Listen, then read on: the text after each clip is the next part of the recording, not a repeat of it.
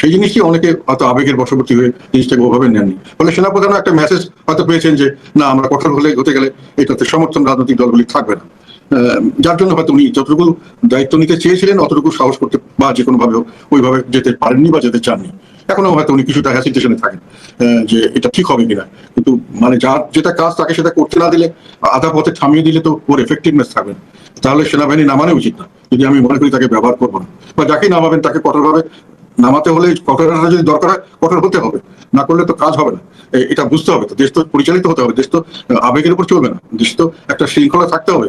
চোর ডাকাত এসে আমার বাড়িতে এসে দাও কুড়াল নিয়ে ঝাঁপিয়ে পড়লো, যে কোনো জায়গায় অ্যাটাক করা শুরু করলো, আর পুলিশ নীরবের মতো দাঁড়িয়ে থাকলো, কিছু করতে ভয় পেলো, আর্মি এসে তাকে সামলাতে পারছে না। এই পরিস্থিতি তো কারোর জন্য শুভকর নয়।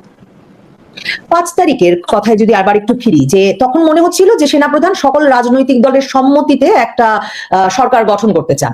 তো ওই সময়ে জাতীয় সরকারের কোনো প্রস্তাব এসেছিল কিনা সকল রাজনৈতিক দলের তরফে, আর যে সকল রাজনৈতিক দল মিলিয়ে একটি সরকার গঠন করা তার কোনো প্রস্তাব এসেছিল কিনা?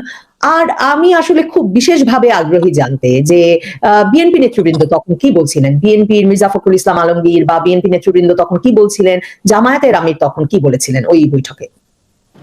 সর্বদলীয় কোন সরকার গঠনের প্রস্তাব তেমন ভাবে আসেনি, পরিবেশও তেমন ছিল না আমার কাছে মনে হয়েছে। মানে এটা ছিল একটা ইন্টারিম ম্যানেজমেন্ট, সবাই চেয়েছিল যে একটা অবস্থানে এসছে, এখন সামনের দিকে হয়তো একটা নির্বাচন হবে, নির্বাচনের পরে সরকার গঠিত হবে, একটা স্বাভাবিক কাজকর্ম চলবে, সুশাসন প্রতিষ্ঠিত হবে, আগের যেগুলো আমরা খারাপ মনে করেছি সেটা আর হবে না। এই আশায় নিয়েই সবাই বলেছিল যে আপাতত একটা ইন্টারিম কিছু অ্যারেঞ্জমেন্ট হোক, সেই নির্বাচনের পরে যা দরকার হয় সেটা করা যাবে। এটাই মোটামুটি আমার মনে হয় সকলেরই এটি ধারণা ছিল। এবং আমার তো যতটুকু ধারণা, মির্জা ফখরুল যে আব্বাস যা ছিলেন, ওনাদের নেতা তারেক রহমানের সাথে কথা বলেছিলেন, এবং সেখান থেকে ওনারা ওই ধরনেরই আওয়াজ পেয়েছিলেন যে ঠিক আছে, একটা অ্যারেঞ্জমেন্ট হোক, পরে আমরা নির্বাচন হোক, নির্বাচনের পরে আমরা যা যেরকম মানে সবাই মিলে একটা দেশ ভালো মতো চালাবো। মানে এটাই হচ্ছে কথা ছিল যে লেটাস এখন ওভারকাম দ্য সিচুয়েশন, যেটা হয়েছে ক্রাইসিস, তার পরবর্তী স্টেপ হলো নির্বাচন করবো, নির্বাচনের পরে সুন্দর একটা দেশ আমরা সবাই মিলে চালাবো। এই ধরনের একটা মানসিকতা সৃষ্টি হয়েছিল বলে আমার মনে হয়। তো নির্বাচনটা কবের মধ্যে এই অন্তর্বর্তীকালীন সরকার দেবে? মানে ধরুন আপনারা যখন 90-এ এরশাদ সরকারের পতন হলো এবং একটা তত্ত্বাবধায়ক সরকারের ব্যবস্থা ওই যে 3 জোটের রূপরেখার মাধ্যমে করে একটা প্রথমবারের মতো মানে তত্ত্বাবধায়ক সরকারের হাতে ক্ষমতা দেওয়া হলো, তখনও কিন্তু একটা সুনির্দিষ্ট সময়সীমা ছিল যে এই সময়সীমার মধ্যে এই সরকারের মূল দায়িত্ব হবে নির্বাচন করা এবং নির্বাচনটি করে ফেলতে হবে। আর তত্ত্বাবধায়ক সরকার তো আমরা জানি যে 3 মাসের মধ্যে তাদেরকে এই কাজটা করতে হয়, যে নিয়মের পরে যতবারই তত্ত্বাবধায়ক সরকার গঠিত হয়েছে। 1/11 সরকারের সময় আরেকটা অস্বাভাবিক পরিস্থিতিতে ক্ষমতা হস্তান্তরিত হলো এবং তখন প্রায় বছর 2 থাকলো এই সরকার, সেনা সমর্থিত তত্ত্বাবধায়ক সরকার। এবার এই সরকার, যে সরকারই গঠিত হোক না কেন, অন্তর্বর্তীকালীন সরকার, আপনি বলছেন ইন্টারিম ম্যানেজমেন্ট, এই সরকার কতদিনের মধ্যে নির্বাচন দেবে বা তার জন্য নির্বাচন দেওয়াটাই সবচেয়ে গুরুত্বপূর্ণ কিনা, এসব বিষয়ে কি আপনারা কোনো কথা বলেছিলেন সে সময়? হ্যাঁ, কথা বলেছিলাম। নির্বাচনটা সবাই বলেছিল নির্বাচন যত তাড়াতাড়ি হয় ততই ভালো। তবে মনে হয় একবারই আমি একটা কথা বলেছিলাম, বা তখন সময় প্রেস সবখানেই বলেছিল যে আমরা সবসময় দেখি যে নির্বাচিত সরকারগুলো পরবর্তীকালে ক্ষমতাকে কক্ষিগত করতে চায়, সংবিধানকে আবার নিজের আয়ত্তে নিতে চায়, জনগণেরকে ক্ষমতায়নের চেষ্টা করে না। বরং অন্তর্বর্তীকালীন সরকার বা আমরা যেটা কেয়ারটেকার সরকার যতবারই যে ছিল, বা 111 গভর্নমেন্ট, বিশেষ করে 111-এর সময়, তারা কিন্তু এই প্রত্যেকটি সরকার কিন্তু খুব নিউট্রালি কাজ করছে। আমি এটা প্রেসে বলি, আমি ওপেন মিডিয়ার সামনে বলেছি যে আমার ব্যক্তিগত অভিজ্ঞতা হলো তারা নির্বাচিত সরকারের চেয়েও বেশি জনগণের চিন্তা করে বা জনগণের কাছে জবাবদিহিতা করে, যে কোনো কারণে হোক। এটা আমার ইতিহাস থেকে এটা আমার শিক্ষা হয়েছিল যে তারা এটাই করেছে পাস্ট। কাজে এনারা যখন এসছেন, এনাদের রেকর্ড খুবই ক্লিন, ভালো, এবং আমরা মনে করেছিলাম যে ওনারা একেবারেই নিরপেক্ষ ব্যক্তি, কোনো লোভ লালসার ঊর্ধ্বে, এবং সবাই ভেরি কি বলবো রেসপেক্টেবল পার্সন। তো ওনারা নিশ্চয়ই কিছু একটা সুন্দর কিছু একটা সংস্কার করে তারপরে ওনারা নির্বাচন দিয়ে একটা ভালো পরবর্তী একটা ভালো দেশ চলবে, যেটা আর পরবর্তী রাজনৈতিক দলগুলি এটা দিয়ে কোনো মানে সংবিধানকে নিজের আওতায় এনে ব্যবহার করা, যেটা বিএনপি করেছে, আওয়ামী লীগও করেছে, 90-র আগে অন্যান্য দলও করেছে, ওনারা যারা ছিলেন, 90-র পরে সবাই করেছে। সেটা আমার আমি নিজে বলেছিলাম যে এটা হলে খারাপ না। তবুও একটা কথা বলেছিলাম যে ওনারা একটা রোড ম্যাপ আগে দিয়ে দেওয়া ভালো, যে আমি সবকিছু করে এত তারিখের মধ্যে নির্বাচনটা দিয়ে দেবো, যেহেতু নির্বাচনটাই ছিল আসল উদ্দেশ্য, অবাধ, সুষ্ঠু এবং নিরপেক্ষ একটা নির্বাচন। এটার পরবর্তীকালে সরকার যাতে ঠিক মতো চলে সেই জন্য কিছুটা সংস্কার ওনারা করুক, এটা আমার প্রস্তাব ছিল। এবং এটা আমি বলেছিলাম বিশেষ করে 111-এর গভর্নমেন্টের সময় ব্রিগেডিয়ার সাখাওয়াতরা কতগুলো পার্টি রেজিস্ট্রেশন করা, আরপিও কতগুলো চেঞ্জ করা, নির্বাচন প্রক্রিয়া কিছু কিছু কাজ করেছিলেন। আরো কিছু কিছু কাজ আমার কাছে মনে হচ্ছিল এগুলো জনগণের পক্ষের কাজ, এবং আশা করি এর আগেও কয়েকটা সরকার মোটামুটি কিছু ভালো কাজ করেছিলেন।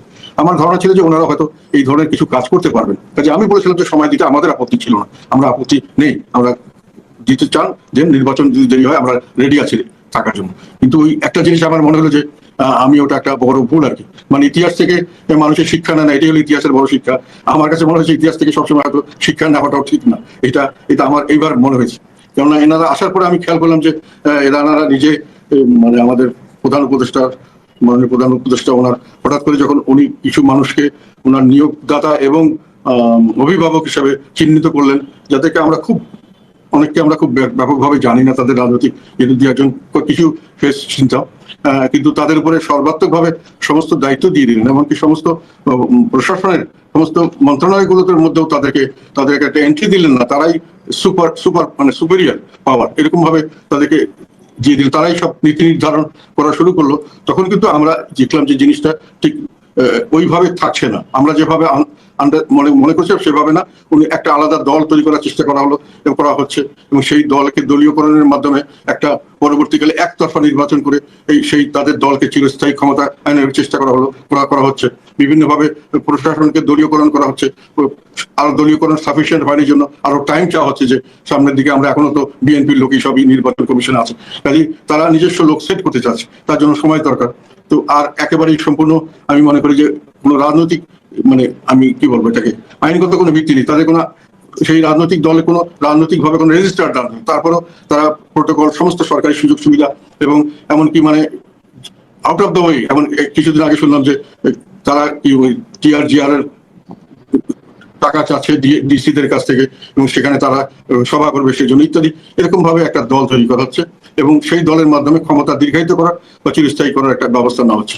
তো সেটা তখন আমাদের মনে হলো যে আমরা যে উদ্দেশ্যে সময় দিতে চেয়েছিলাম, যে উদ্দেশ্যে সংস্কার করতে চেয়েছিলাম, উদ্দেশ্যটা এখন সংস্কারের উদ্দেশ্য হয়ে গেছে সরকার নিজস্ব একটি দল করবেন এবং সেই দলের মাধ্যমে ক্ষমতা দীর্ঘায়িত করবেন, এবং যার ফলে জনগণের স্বার্থ এখানে বিঘ্নিত হচ্ছে। এই যে আপনি তো নিশ্চয়ই রাজপথে আন্দোলন দেওয়া তরুণদের কথা বলছেন, মানে এবং তরুণদের নতুন দল এনসিপির কথা বলছেন, তো এই তরুণদের সঙ্গে আপনাদের তার মানে 5ই আগস্ট বা 8ই আগস্ট সরকার গঠনের আগে দেখা হয়নি, বা 5ই আগস্ট আপনারা কোনো ইঙ্গিত পাননি যে এই সরকারটি আসলে মূলত তরুণরাই এর নেতৃত্ব পাবেন? মানে আপনিও কি বিস্মিত বোধ করছেন যে আসলে সকল মন্ত্রণালয়ে তরুণদের জন্য পদ তৈরি করে তাদেরকেই নেতৃত্ব দিয়ে দেওয়া হয়েছে এবং তারাই গত 8 মাস ধরে দেশটা চালাচ্ছেন এবং তারাই ডক্টর ইউনূসের নিয়োগকর্তা বলে ডক্টর ইউনূস বলছেন, কিন্তু এর কোনো ইঙ্গিত কি 5 তারিখ আপনারা সেনাপ্রধানের কাছ থেকে পাননি? না, কেউ কোনো সময় জানতে পারেনি, আমার মনে হয় কেউই এটা বুঝতেই পারেনি। এটা স্বাভাবিক যে ছাত্ররা আন্দোলন করেছে, সবাই তাদেরকে সমর্থন দিয়েছে এই জন্য যে তারা নিঃস্বার্থ, তারা ব্যক্তিগত কোনো স্বার্থের জন্য করছে না, দেশের স্বার্থের জন্য করছে। আমরা রাজনৈতিক দল করলে অনেক সময় তারা মন্ত্রী এমপি হতে চায়, পরবর্তীকালে তারা এর থেকে ফায়দা লুটবে। এনারা একেবারে নিঃস্বার্থ মানুষ, এনারা দেশের স্বার্থে কাজ করছে, সবাই আমরা তাকে সমর্থন দিচ্ছি, আমরা ব্যাপকভাবে সমর্থন দিচ্ছি। আমার 2টো ছেলে মারা গেছে, 4 জন অ্যারেস্টেড ছিল, 30-40 জন রংপুরে পালিয়ে বেরিয়েছে, সারা দেশে 100-150 লোকের নামে মামলা হয়েছে আমাদের দলের বিভিন্ন এলাকায় ওই হাসিনা সরকারের সময়। তারপরেও আমরা ওনাদেরকে যখন এটা আমরা 5 তারিখের পরে অনেক পরে থেকে এটা বুঝতে পারলাম, 5 তারিখে কেউই জানতো না এটা যে ওনারা আবার সরকার দল গঠন করবে এবং সরকারি দল করে আবার সরকারের থেকে সেই সরকারি দল রাজনীতি আমরা ইলেকশন করবে, যেটা 90-এর পর থেকে যেটা মোটামুটি সবাই এগ্রি করেছে যে সরকারি দল সরকারের থেকে কোনো ইলেকশন করতে পারবে না। তো সরকারি দল এবং সরকার একসাথে ইলেকশন করতে পারবে না। 90-এর পরে এটা মোটামুটি সবাই, একবার 96-এ বিএনপিটাকে ব্যত্যয় করতে চেয়েছিল, জনগণ মানেনি, আবার এসে শেখ হাসিনা যখন 2014 থেকে শুরু করলেন তখনও জনগণ এটা মেনে নেননি। কাজে এটা আবার ওনারা পুনরায় চালু করতে চাচ্ছেন বলে আমার মনে হচ্ছে না। আমরা এনাদের এই বিষয়টা তখন আমরা কেউ বুঝতে পারিনি, এবং এত ব্যাপকভাবে ওনারা ক্ষমতা কেন্দ্রিক হয়ে গেছেন।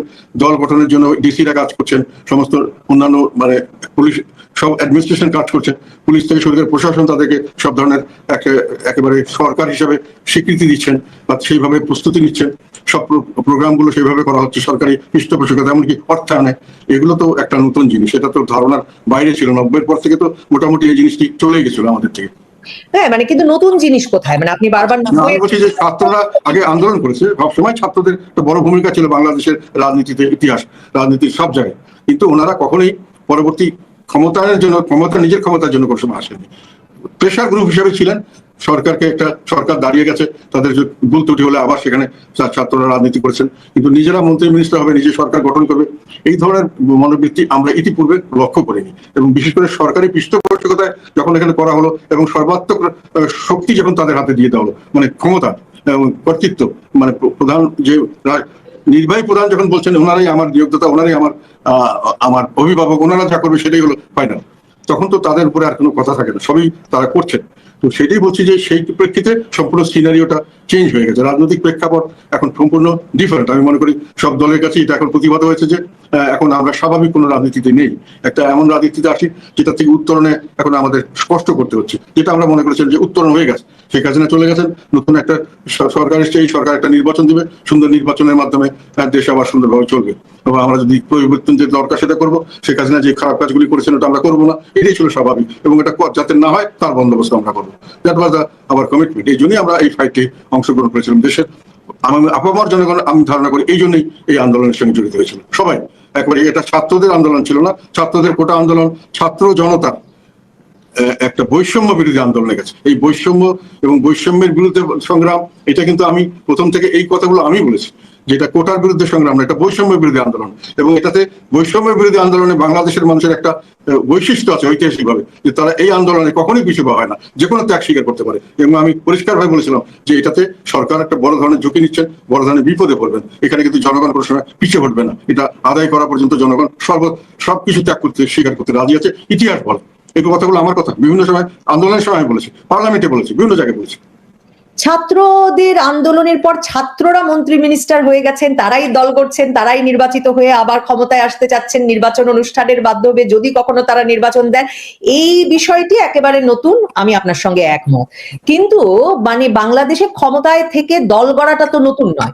আপনি যদি জাতীয় পার্টির কথা বলেন, জেনারেল এরশাদ ক্ষমতায় ছিলেন, তিনি তখন দল গড়লেন জাতীয় পার্টি। জেনারেল জিয়া